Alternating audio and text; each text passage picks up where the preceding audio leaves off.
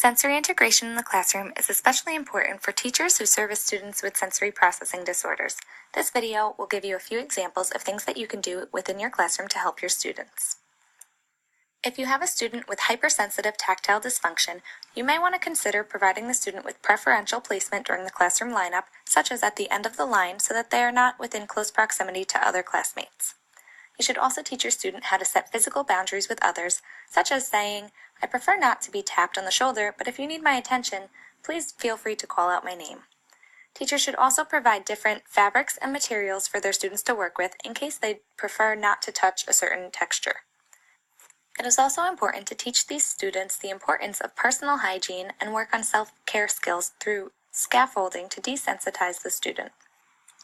If you have a student with hyposensitive tactile dysfunction, this student typically will not feel pain, so it is essential that you teach them about situations that typically cause pain so they can report it to a teacher or an adult if they experience this situation and seek out medical attention.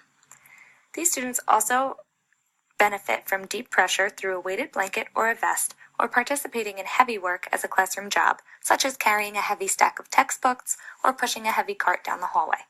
Teachers can also create sensory bins filled with rice, sand, beans, shaving cream, etc. to provide students with the sensory input they're seeking. Fidget toys can also be used for this purpose, such as koosh balls, stress balls, or rubber bands. If you have a student with hypersensitive vestibular dysfunction, teachers can help these students by slowly and consistently desensitizing the student to the stairs, desensitizing the student to playground equipment, such as swings, and also being aware when planning class trips that these students do not like rapid or swinging motions, so an amusement park is not typically ideal for these students. The teacher can also provide the student with a stabilized exercise ball to desensitize them without requiring too much balance. If you have a student with hyposensitive vestibular dysfunction, you can provide the student with an exercise ball to bounce on, allow the students to jump on a mini trampoline or utilize a swing in the OT-PT room, utilize heavy work as we discussed before, encourage use of the swings on the playground to provide the rocking motion they seek, or allow students to gain intrinsic input through exercises such as push-ups. If you have a student with hypersensitive auditory dysfunction, teachers can use positional seating in the classroom to ensure the student is able to focus, such as being seated away from the door, an air conditioner, a fan, chatty classmates, etc. Providing students with a quiet corner to complete their work is also beneficial.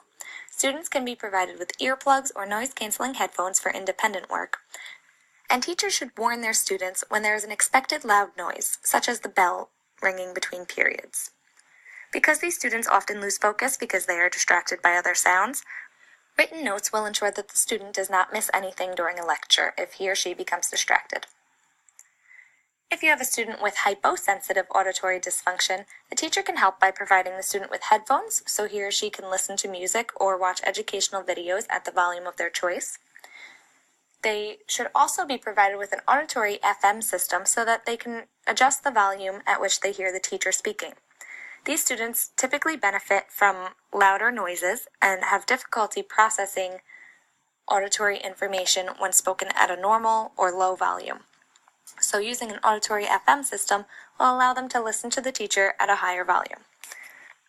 Because these students are so underwhelmed by loud noises, they often tend to speak loudly themselves when they're talking. A visual reminder in the student's desk will help remind the student to speak at an appropriate volume when they're speaking too loud.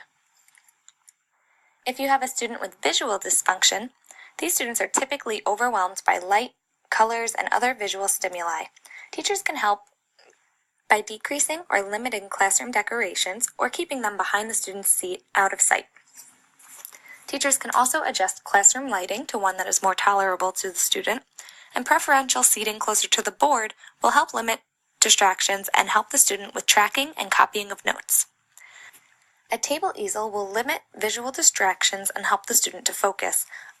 A window guide while reading will also help so that the student can minimize the amount of words or stimuli in their range of vision to help them focus on certain lines at a time. Teachers can also utilize activities such as I Spy or Where's Waldo to help strengthen visual processing skills. A student may also experience oral input dysfunction, which is mainly focused on eating issues, which would be addressed by speech therapists or the feeding team. However, it can affect classroom performance if the student mouths objects. If a student is licking, tasting, or chewing inedible objects, a solution to this may be to provide the student with chewing gum or chewy tubes for them to bite on throughout the day. Students may also experience olfactory dysfunction, which is a very serious sensitivity to smells that typically results in a student avoiding certain locations or people because of a smell. It is important that the teacher helps the student to work through this, but also ensures that the classroom is not a source of an adverse smell for the student, so that the student continues to come to the classroom without hesitation. To help a student with olfactory dysfunction, the teacher may allow the student to choose a scent that they find calming, spray it on a wristband, and allow the student to smell the wristband with the favorable scent to replace a non-preferred scent throughout the day.